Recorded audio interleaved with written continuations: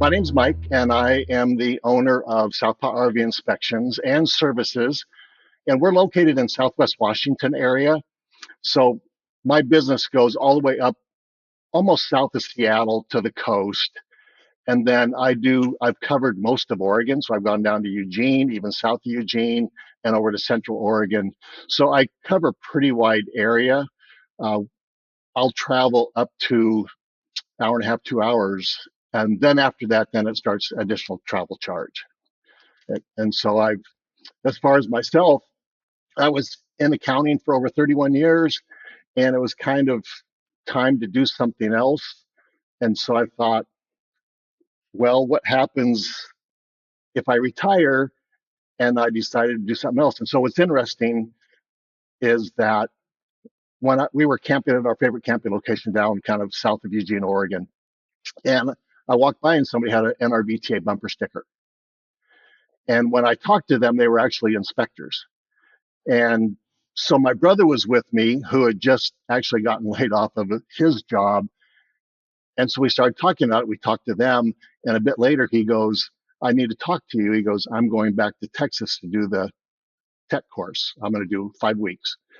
He goes, you should do the inspector course. So, okay, great. So that's why I went back, and I was overlapped him a couple of weeks. And that's kind of why I do it, because we love RVing. And I wanted to change a pace for my final years of, quote, a career, if you will.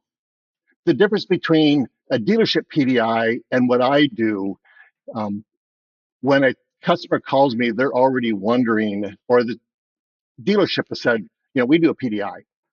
What do you do different, Mike? And I said, well, I only offer a premium or premier inspection. I don't offer anything less. So mine's 500 points of inspection, and we're testing everything.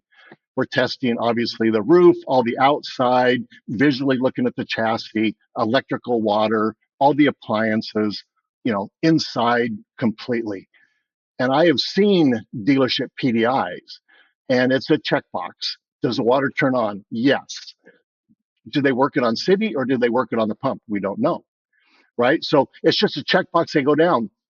And also, who does a PDI, generally speaking, I can't say this all the time, but generally speaking, is a new tech that works, let's say, for a dealership, because they're not going to take their best techs to do a PDI when they can make a lot more money on big repairs that they've got sitting in their shop.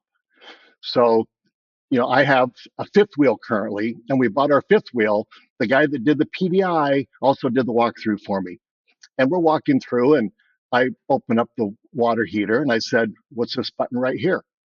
And he looks at me and he goes, I don't know. And I said, well, that would be so you could turn on the electrical element and you can use electric water heater instead of the gas. He goes, oh, that's good to know. So that's kind of how I explain it. I do Premier, I do 500 points. A PDI is a one-page checklist that things work. And even kind of hook onto that, dealerships, at least in my area now, are offering their own inspection for about $1,800 for, let's say, a fifth wheel. It's like, and they go, I don't think I trust them. So that's why, we're here, is to be a, independent third party. So some of the most common issues I find, it really depends on what they're doing. If they're buying new, here's what I'm finding on new RVs is that electrical, inverters, battery hookups, and some people are ordering solar, and sometimes they just don't work. I had a brand new, and I won't mention the brand, but a brand new 2026 toy hauler, and they added lithium, they added solar, and I couldn't even get the electrical to work. And it wasn't that the lithium batteries were, quote, turned off. It was miswired. And when you start getting into class A's and all these expensive ones, it's usually the touchscreen, whether it's a Firefly or something like that, and then the inverters. You could have 3,000 watt inverters, and they're not working. So for newer ones, it's mostly the electrical side and some slide out issues, which are always going to have slide outs that aren't square. On the used side, it's a whole different thing, because if people are calling me, the first thing I say is, what year is it? 2018. Great. When do they buy new tires? Well, I don't know, but the tread looks really good. Well, that's great. But if it's a 2018, it's a 2017 tire and they've aged out, right? And tires are made to roll and they're sitting.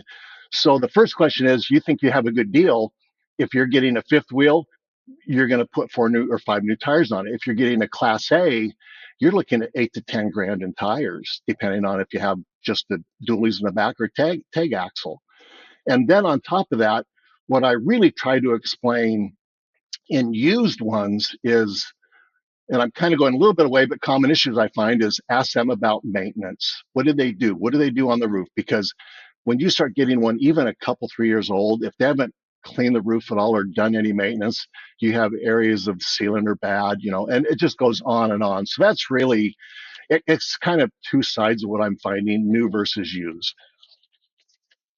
I try not to offend people, but if they're calling me, that means that they've watched YouTube or they've done something, or they're on forum groups. They want to buy this Class B van, and I just did a Class B van the other day, and they're on forum groups and they're saying, "Oh, we found these problems, these problems, these problems," and so they're a little bit nervous. But when they call me, I try to say, if it's new, yes, they're going to say it's good, but I've never not gone in there and not found issues. Um, and it's not that that's what I have to do. I would love to go in and not have to write a report. That would be phenomenal, but that's not the case. So really on new people is, let's look at it and be realistic, because what happens is they just get so excited and so giddy that they're going to buy it no matter what I find, because, oh, it's a great deal. And I just had a fifth wheel last week, and it was a used one. It had some, I believe, water issues, but this person wanted it. They're going to live in it full time, and they were bound and determined to get it. So found problems, tried to get them fixed the best we could with the dealership. 2 days later, they get it to the place, and she calls me saying this or that, and I'm so really, my thing is don't get too excited. Be realistic. Back up and let me take a look at it, and then let's have a conversation on what I find. And most of the time, I don't know if they buy them or not. I really don't.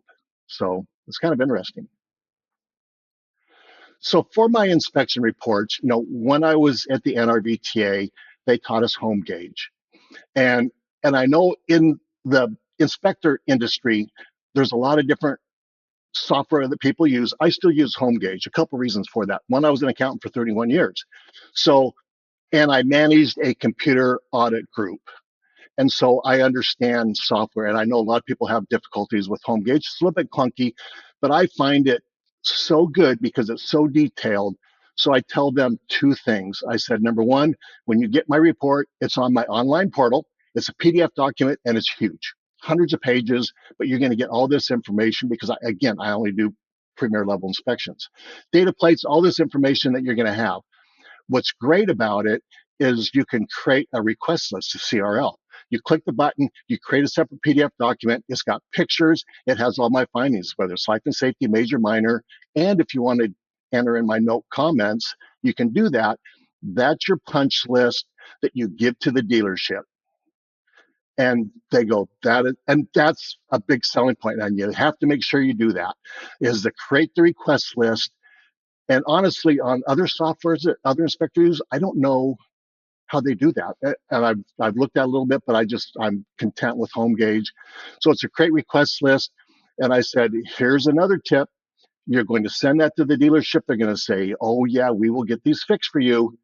Print out a copy, take it with you, and do the best you can when you go to buy it to make sure that especially the critical things are being fixed, because unfortunately, sometimes they all don't get fixed. It depends if it's a new, yes, because it could be warranty stuff that the dealerships get repaired on. If it's used, it could be a sale as is, and they're only going to repair the major stuff or water stuff, what they call, some will call it catastrophic stuff. Could be a battery, it could be sweep, bulb seal issues. But if they don't fix those things on a used one, that is your list to know what you need to fix, and if you can do it, or if you hire a mobile tech to come out and do it for you. So that's kind of how I explain it, and that seems to work out really well. And you really kind of need to hit that up front. when they call you your whole process on how you do it. So my name is Mike with Southpaw RV Inspections, and if you're looking for an inspection in Washington or the Oregon area, please give me a call. You can find me at mike@southpawrvinspections.com. My website is southpawrvinspections.com, and give me a call. As you can tell, I might be a little bit older, and I'd love to just chat with people on the phone, and you can reach me at 360-839-3306.